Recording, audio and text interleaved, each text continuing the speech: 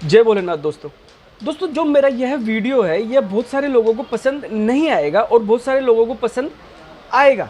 तो जिन लोगों को यह पसंद नहीं आएगा वह अधिकतर जो मंदिर होते हैं, प्राइवेट मंदिर या सरकारी मंदिर, मैं आपको एक बार बता दूं, अगर आपको पता नहीं हो तो जो मंदिर होते हैं वह दो कैटेगरी के होते हैं। एक तो होते हैं प्राइवेट मंदिर। प्राइवेट मंदिर का मतलब होता है जो पर्टिकुलर किसी एक खानदान का होता है या किसी ने पर्टिकुलर खुद की ज़मीन पर बनाया हुआ होता है। और एक होता है सरकारी मंदिर। सरकारी मंदिर वो होते हैं जहाँ पर गवर्नमेंट पंडित डिसाइड करती है, मतलब जो पूजा पाठ करने के लिए जो ब्राह्मण होता है या जो पंडित होता है, सरकारी मंदिरों में गवर्नमेंट डिसाइड करती है और गवर्नमेंट उसको तनख्वाह देती है।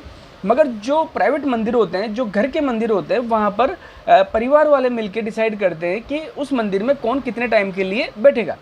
ठीक है। तो अब चूंकि आपको पता है कि मैं जो ये वीडियो बनाता हूँ, मैं इसलिए नहीं बनाता कि यह किसी को पसंद आए, या इसलिए भी नहीं बनाता कि किसी को पसंद नहीं आए। जो मैं वीडियो में बताता हूँ, जो मैं पर्सनली फील करता हूँ, मैं वही चीज़ बताता हूँ। तो मैं इस चीज़ की परवाह नहीं करता कि किसी को पसंद आएगा तो वो क्या कहेगा या किसी को नापसंद आएगा तो वो क्या कहेगा। दोस्तों अधिकतर क्या होता है कि जैसे अभी कल परसों हमारे हनुमान जयंती थी। ठीक है। तो अधिकतर जब हम मंदिरों में जाते हैं तो हम अधिकतर सभी मंदिर जाते होंगे, आप भी देखते होंगे, तो आप मंदिर जाते होंगे महीने में एक बार, हफ्ते में एक बार, या कोई लोग रोज़ भी मंदिर जाते हैं। मगर लगभग हफ्ते में, महीने में एक बार तो आदमी मंदिर जाता है। जैसे कोई सोमवार मंदिर जाता है, कोई शनिवार को जाता है, कोई मंगलवार को जाता है। अपनी अपनी श्रद्धा के अनुसार कभी ना कभी कोई ना कोई मंदिर जाता ही है। जो नास्तिक है वो नहीं जाते, वह उनकी मर्जी। तो जब हम अधिकतर मंदिर जाते हैं तो आप वहाँ पर कुछ ना कुछ भेंट चढ़ाते हैं। मतलब अगर किसी की श्रद्धा होती है तो वह वहाँ पर केश चढ़ाता है दान पात्र में, कोई दूध चढ़ाता है भोलेनाथ के ऊपर, कोई प्रसाद चढ़ाता है, कोई बर्फ़ी चढ़ाता है, कोई लड्डू चढ़ाता है, और कईयों की अगर कुछ मनोकामनाएं पूरी होती है तो वह बहुत सारी मिठाइयाँ चढ़ाता है। कोई 51 तरीके की मिठाइयाँ चढ़ाता है, कोई 21 तरीके की मिठाइयाँ चढ़ाता है, कोई 11 तरीके की चढ़ाता है, या कोई विशेष श्रृंगार करता है भगवान का। वो अपने अपनी श्रद्धा के अकॉर्डिंग, जिसकी जैसी श्रद्धा आती है वैसे वो करता है, वह अपना व्यक्तिगत मामला है। मगर अधिकतर क्या होता है कि जैसे कई बार हम लोग जब आप ये सोचिए कि कौन सा, भले वो प्राइवेट मंदिर हो या सरकारी मंदिर हो, मैं उसकी डेफिनेशन में नहीं जा रहा। आप जो कुछ चढ़ाते हो, जैसे आपने कोई केस चढ़ाया, तो वह तो जो मंदिर है, जो वो पुजारी है या उनकी जो देखरेख के लिए, देखिए क्या होता है कि अगर आप ये सोचो कि मंदिर की देखरेख में पैसा खर्च नहीं होता, तो यह आपकी गलतफहमी है। मंदिर की, जैसे आप सोचते हो कि यार मंदिर में तो इनका मेरी खर्चा क्या है, बहुत खर्चे होते हैं, लाइट्स का खर्चे होते हैं और रख रखाव के भी खर्चे होते हैं। तो काफ़ी सारे खर्चे होते हैं जो वहाँ के मंदिर के जो पुजारी होते हैं, प्राइवेट मंदिर के पुजारी, तो वह अफोर्ड करते हैं। तो ये जो दान दक्षिणा जो हम लोग देते हैं मंदिरों में दान पात्र के अंदर, वह उनके काम आती है। खैर मेरा वह मैटर नहीं है, मेरा यह मैटर है कि अधिकतर जब हम दान दक्षिणा चढ़ाते हैं, या जो आप प्रसाद चढ़ाते हो, या कभी बहुत सारी चीज़ें की जाती है कईयों के साथ, पर्टिकुलर आदमियों के लिए, तो आप उस मंदिर में दान दक्षिणा या प्रसाद चढ़ाना ज़्यादा प्रेफर करोगे जिस मंदिर में आपका प्रसाद वापस आपको मिल जाए या आप जैसे किसी भक्तों को मिल जाए एज अ प्रसाद के रूप में। मतलब सपोज कीजिए आपकी कोई मनोकामना पूरी हो और आपने बोला भोलेनाथ मैं आपको 1 किलो बर्फ़ी चढ़ाऊंगा। अब आपने 1 किलो बर्फ़ी का डब्बा आपने भोलेनाथ पे चढ़ा के आ गए, या दुर्गा माता पे चढ़ा के आ गए, कृष्ण जी पे, राम जी के, जो आपकी श्रद्धा हो। मान लीजिए एक ही माया है, नाम अलग अलग है, ये मैं कई बार कह चुका हूँ और भी कभी बोल दूंगा दूसरे वीडियो में। तो आपने समझ लीजिए कि आपने अपने प्रसाद 1 किलो प्रसाद आपने भगवान के चढ़ा दिया। ठीक है। और आपने अर्पण करके आप आ गए। अब जो आपने जो अर्पण किया है वह 1 किलो प्रसाद, वह वहाँ पर उस मंदिर वाले ले लें, भले वो प्राइवेट हो या सरकारी मंदिर हो, वो पुजारी ले ले, या फिर वो आपका प्रसाद पुजारी के द्वारा, पंडित के द्वारा या ब्राह्मण के द्वारा, वह जो और भक्त वहाँ पर आ रहे हैं उनमें बांट दिया जाए। क्या अच्छा रहेगा? देखिए मैं पर्सनली ये फील करता हूँ कि आपने जो प्रसाद चढ़ाया, क्योंकि मैं मंदिर का नाम नहीं लूँगा, मैं मंदिर जाता हूँ तो एक मंदिर में ऐसे जाता हूँ, हालांकि मैं 2-3 मंदिरों में जाता हूँ, मगर वहाँ उनमें से एक पर्टिकुलर एक मंदिर ऐसा है जहाँ पर कभी भी आपको मांगने पर भी प्रसाद नहीं दिया जाता। मेरी प्रैक्टिकली बता रहा हूँ कि मैं भोलेनाथ के प्रसाद चढ़ाता था, तो मैंने भोलेनाथ के प्रसाद चढ़ाया, मेरी प्लेट के अंदर मैंने रख दिया, मैं मेरे पाठ कर रहा था। अचानक कोई दूसरे शहर से लेडीज़ आई थी, एक तो माँ थी और उनके बच्चे थे, बहुत ही छोटा बच्चा था, और पति पत्नी थे, मतलब कि लगभग 5 आदमी थे, पति पत्नी, फिर उनके बेटे बहू और उनकी पोती। तो वो मैं वहीं पर खड़ा था, पुजारी बैठे थे सामने, पंडित जी। तो उस लेडीज़ ने कहा कि साहब हम बाहर से आए हैं तो आप हमें थोड़ा सा प्रसाद दे दीजिए। आप यकीन कीजिए तसले के अंदर इतनी सारी बर्फी, लड्डू, इतनी सारी चीज़ें पड़ी हुई थी प्रसाद की। मतलब अधिकतर क्या होता है, या तो कोई पूरा प्रसाद चढ़ा के चला जाता है, या फिर जैसे कोई 20 रुपये 50 रुपये का प्रसाद चढ़ाता है तो पंडित जी क्या करते हैं, उन प्रसाद में से अपने पास रख लेते हैं थोड़ा सा, और बाकी वो थोड़ा सा उसको वापस दे देते हैं, तो वो उनके तसले में वो प्रसाद रहता है। तो उस लेडीज़ ने कहा कि आप मुझे ये थोड़ा सा प्रसाद दे दीजिए, हम बाहर से आए तो हम प्रसाद लेके जाएंगे। तो एक दो बार तो पंडित जी ने सुना ही नहीं कि वो क्या बोल रही है। मतलब फिर उन्होंने जब ढंग से बोला कि भाई आप मुझे थोड़ा सा प्रसाद दे दीजिए, सिर्फ नाम का, हम लेके जाएंगे, थोड़ा शगुन का प्रसाद दे दीजिए, तो उन पंडित जी ने ऐसे रिएक्ट किया जैसे तो उस भक्त ने उनकी कोई किडनी मांग ली हो। अरे इतनी से प्रसाद देने में क्या चला जाता है यार। तो मैं सुन रहा था वहाँ पर, फिर उस जब लेडीज़ ने 3 बार बोला ना, तो फिर मुझसे रहा नहीं गया, तो मैंने जो मेरा प्रसाद चढ़ाया था, मैंने कहा कि मेरा वो प्रसाद दो। तो वो मेरी तरफ देखे, मैंने कहा कि मैंने चढ़ाया है ना वो प्रसाद, मुझे मेरा प्रसाद वापस दो। तो फिर वो मतलब अपने आधे मन से उन्होंने उठा के दिया, मैंने वो प्रसाद उन लेडीज़ को दे दिया।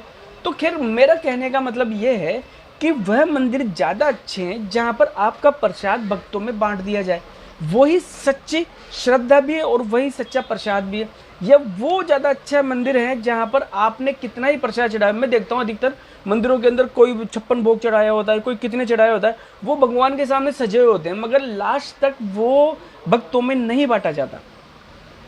ठीक है। और एक मैं मंदिर जाता हूँ, वो छोटा मंदिर है, इतना बड़ा मंदिर नहीं है, मगर आप यकीन मानिए आप वहाँ पर जाओगे तो आप खाली हाथ कभी वापस नहीं आओगे। वहाँ पर वो लोग भले आपको खोपरा दें, पानी का खोपरा दें, भले आपको वो चॉकलेट दें, भले आपको वो टॉफ़ियाँ दें, भले वो आपको वेफर्स दें, और तो और अगर वहाँ पर कोई फ्रूट या फल चढ़ा के चला जाता है तो भी वह पंडित जी बिल्कुल खुले हाथों से उन सबको बांट देते हैं। मतलब मैंने देखा है, लिटरली मैंने देखा है कि उस छोटे मंदिर के अंदर अगर मेरे सामने आया था कोई आदमी 5 या 10 किलो आम चढ़ा के चला गया था, तो उस पंडित जी ने वो उस 5-10 किलो आम में से सिर्फ 2-4 आम ही रखे जो वो खा सकते थे उस दिन के लिए। उसके अलावा उन्होंने वो सारे आम भगवान के चरणों में से, भोलेनाथ के चरणों में से सारे भक्तों को बांट दिया। ऐसे ही वहाँ पर कई लोग खोपरे चढ़ा के जाते हैं, कई लोग टॉफियाँ चढ़ा के चले जाते हैं, कई लोग क्या चढ़ा के जाते हैं, कई लोग बर्फी, मतलब कुछ भी चढ़ा के जाते हैं। तो वह पंडित जी वहाँ पर जो बैठता है बंदा बाकायदा भगवान के सामने, तो वह पहले उनका तिलक करता है, उसके बाद में उनको बाकायदा प्रसाद वितरण किया जाता है हर किसी भक्त को। तो दोस्तों ऐसे मंदिर जितने ज़्यादा अच्छे हैं, या ऐसे मंदिरों में चढ़ावा देना ज़्यादा अच्छे हैं जहाँ पर आपके प्रसाद या आपके चढ़ाया हुआ जो भोग है, आपके चढ़ाया हुआ प्रसाद है, वह भक्तों में बढ़ जाए, या ऐसे मंदिरों में चढ़ावा देना ज़्यादा अच्छा है, या प्रसाद चढ़ाना ज़्यादा अच्छा है जहाँ पर आपका देवा सारा प्रसाद भले वह रोज़ का 10 किलो हो, 20 किलो हो, चला जाए और वो रख रखा सड़ता होगा। देखिए खाने की एक हद होती है। अगर किसी मंदिर में कोई पुजारी अगर कोई प्रसाद आ रहा है तो आप क्या रोज़ मीठा खाते हो क्या? और खाते हो तो कितना खा सकते हो? आपके कितने फैमिली होंगे यार? आपके घर में अगर आपके मंदिर के अंदर अगर 10-10 किलो प्रसाद रोज़ आ रहा है, 10 किलो बर्फी आ रही है, क्या करोगे आप उनको यार? रिश्तेदारों में कितना दोगे? तो ये ज़्यादा अच्छा नहीं है कि आप जो आपके भक्त आ रहे हैं उनको थोड़ा थोड़ा प्रसाद वो दे दिया जाए? नहीं है ना अच्छा? मतलब आप ऐसा क्यों सोचते हो कि जो ये बैठते हैं मंदिर के बाद, ठीक है चलो कैश आ रहा है वो ठीक है, आप आपके पास रख रहे हो, समझ में आता है कि आपको भी खर्चे चलाने होते हैं, आपकी भी जीविका का वही साधन होता है, आपको मंदिर के भी खर्चे चलाने होते हैं, मगर प्रसाद से भी क्या यार? मतलब आप जो जितना प्रसाद आ रहा है आप उसको रखे जा रहे हो, रखे जा रहे हो, रखे जा रहे हो, फिर उठा के ले जाते हो। अरे कितना खाओगे यार? मतलब जो भक्त आ रहा है उन्हीं को बांट दो, थोड़ा थोड़ा सा दे दो, कम से कम वो करेंगे यार मैं वहाँ जाता हूँ तो कम से कम प्रसाद तो मिलता है। तो दोस्तों मैं पर्सनली मैं ये फील करता हूँ कि मुझे, और मैं ये करता भी हूँ, मैं उसी मंदिर में जो मेरी श्रद्धा है वो मैं करता हूँ। मैं कोई ऐसे बहुत बड़ा करोड़पति बाप की औलाद नहीं हूँ, तो मगर मैं जो मेरी श्रद्धा के अनुसार मैं जो भी कुछ करता हूँ मैं ऐसे मंदिर में करना ज़्यादा प्रेफर करता हूँ जहाँ पर मेरे द्वारा या भगवान ने जो मेरे द्वारा करवा रहा है वह दान धर्म दूसरे भक्तों के काम आ जाए, या उनको किसी ज़रूरतमंद को वह अन्न के रूप में मिल जाए। मैं ऐसी जगहों पर क्यों करूँगा जहाँ पर हमको वो वापस चीज़ मिले ही नहीं। ऐसे ही एक मंदिर के अंदर मैंने देखा, वहाँ पर लिखा हुआ था कि साहब जिसको भी इस तारीख को ये भंडारा होगा तो जिसको भी कोई दान करना है वो यहाँ पर कर जाए। और भाई साहब लिटरली बता रहा हूँ, उस भंडारे के अंदर दुनिया ही देती है। देखो क्या होता है कि दान धर्म के लिए कोई पीछे नहीं होता। जैसे पता चलता है कि यार भंडारा होता है तो लोग सोचते हैं कि यार अन्नदान से बढ़कर कौन सा दान है। तो हर कोई अपनी अपनी श्रद्धा के अनुसार अपनी अपनी कैपेसिटी, जेब की कैपेसिटी के अकॉर्डिंग अपने अपने दान धर्म कर जाते हैं। मगर आप यकीन मानिए वहाँ पर जब वो भंडारा होता है तो वहाँ पर टोकन के हिसाब से अंदर जाने देते। या अपने अपने जो रिश्तेदार होते हैं, अपने अपने जानकार हो, उनको पर्सनली जाने देते हैं। जो मंदिर में रोज जा रहा है उनको एक दाना प्रसाद का भी नहीं मिलता। तो ऐसे भंडारे से और ऐसे प्रसाद से क्या फायदा? अरे आपको ऐसा ही करना है तो फिर आप घर में कर लो ना, मंदिर में करने की जरूरत क्या है? आपको भगवान के प्रसाद भोग लगाने की जरूरत क्या है? भगवान के भोग लगाने का मतलब है कि वह प्रसाद ज़्यादा से ज़्यादा भक्तों में बांटा जाए, ज़्यादा से ज़्यादा भक्तों के हिस्से में आए। ये थोड़ी है कि आपने भगवान के दिखाने के लिए प्रसाद भोग लगा लिया और अपने ही फैमिली वालों को, अपने ही खानदान वालों को, अपने यार दोस्तों को बुला के खिला दिया, और जो बेचारे रोज जो भक्त आ रहे हैं। देखिए, आप अगर कोई आदमी किसी मंदिर में रोज जा रहा है तो वह भी यह आशा करता है कि यार यहाँ पर कुछ हो रहा है तो प्रसाद हमें भी मिल जाएगा। प्रसाद खाने से पेट नहीं भरता, मन भरता है कि हमें भोलेनाथ का प्रसाद मिल गया। तो दोस्तों, मुझे लगता है कि जो ऐसे मंदिर है जहाँ पर ये जितना भी प्रसाद चढ़ाया जाता है और वह वापस भक्तों में नहीं बांटा जाता, क्योंकि कई छोटे मंदिर होते हैं, वहाँ पर मैं बात नहीं कर रहा, मगर कई इतने बड़े मंदिर होते हैं जहाँ पर प्रसाद लार्ज स्केल पे आता है, बहुत ज़्यादा प्रसाद आता है, तो वह प्रसाद वापस भक्तों में बांट दिया जाना चाहिए। आप भी ऐसे ही मंदिरों में अगर अब आपको प्रसाद चढ़ाना हो तो ऐसे मंदिर में प्रसाद चढ़ाइए जहाँ पर आपका प्रसाद, आपका दिया हुआ जो भी जिस रूप में भी आपने प्रसाद भगवान को अर्पण किया है वह वापस भक्तों में बांट दिया जाए। ऐसे मंदिर में मत चढ़ाइए जहाँ पर आपने भगवान के सामने अर्पण कर दिया, भगवान तो खुशबू लेते हैं, भगवान थोड़ी खाते हैं। तो ऐसे मंदिर में मत चढ़ाइए कि आपने 1 किलो बर्फी भगवान के अर्पण की, भगवान ने तो खुशबू ले ली और बाकी वो सिर्फ अंदर चली गई और उसके बाद में वो सड़ती रही, कोई खाने वाला ही नहीं है। इससे अच्छा ऐसे मंदिर में दीजिए जहाँ पर वह आपका प्रसाद 1 किलो बर्फी कम से कम 50 लोगों के पेट में जाए। तो दोस्तों, जय हिंद, जय भारत, जय भोलेनाथ।